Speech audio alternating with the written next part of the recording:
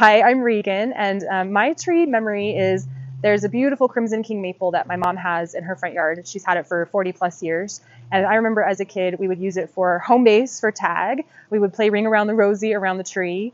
I would read and like lean against it like it was my personal chair for reading and laying underneath it, like letting the leaves twinkle. And I would actually nap underneath the tree. And now that my mom is a lot older, we sit under the tree and we'll have a nice little beverage. So it's just been there for my whole life and I love it.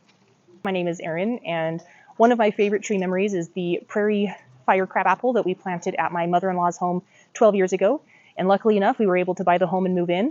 Sadly enough, she passed away on Christmas Eve. So this spring, when it bloomed, it was really fun to see the beautiful tree from inside the kitchen window when I was cooking dinner and then driving home every day. It was just a really nice memory. Hi, I'm Rod Glover. Hi, I'm Bryce Glover.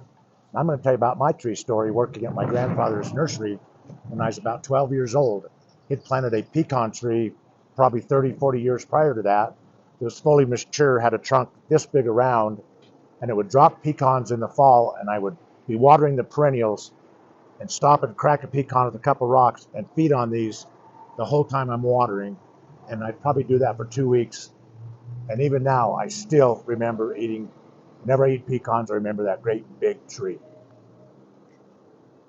I also remember that tree, but the pecans would fall in the perennials, then were rusty cans, typically how it'd end up, and they would start growing. So if you wanted a pecan tree, you could come pick one up out of the perennials. But I want to tell you about my neighbor's tree across the street, the Thomases. They were an older couple, and they were just lovely people.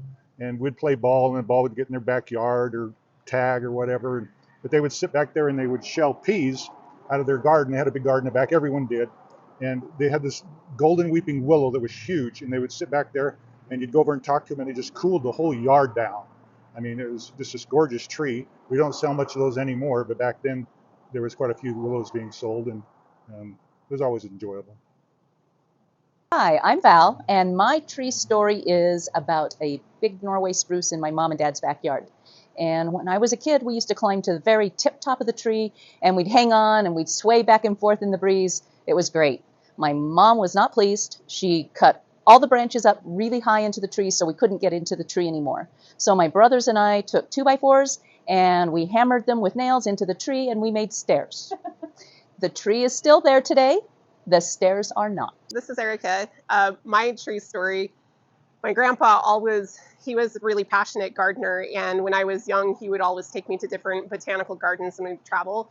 And now when I travel these days, it's my goal to see the closest garden everywhere I go. And in fact, I dragged my family hundreds of miles out of their way to go see the oldest yew tree in Scotland.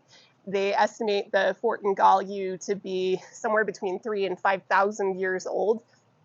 And it was really cool. My name is Kylie. My favorite tree story is when I was growing up, I would spend a lot of time at my grandma's house, and when her apricots were ready, she would have us help her go pick them, and we would pick hundreds and hundreds of apricots from her big tree. I'm Shane, and my favorite tree memories has got to be climbing Eagle Peak in Great Basin National Park, climbing the limestone scree, 11,000 feet, and finding the 3,000 and 4,000-year-old bristlecones at the top.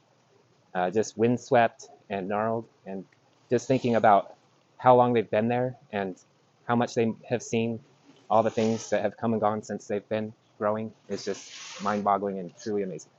Hello, I'm Todd Sweeter, and my tree memory is I would go do recess under the tree with my friend under a willow tree at our elementary school. We would bring our toys and play in the roots.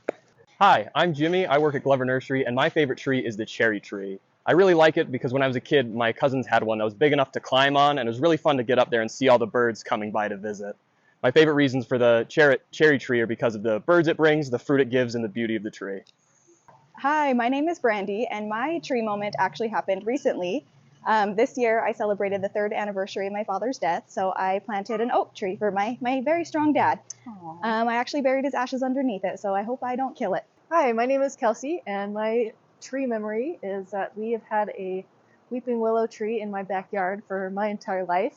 My dad hung a tree swing from it, and so I swung from the willow tree a lot growing up.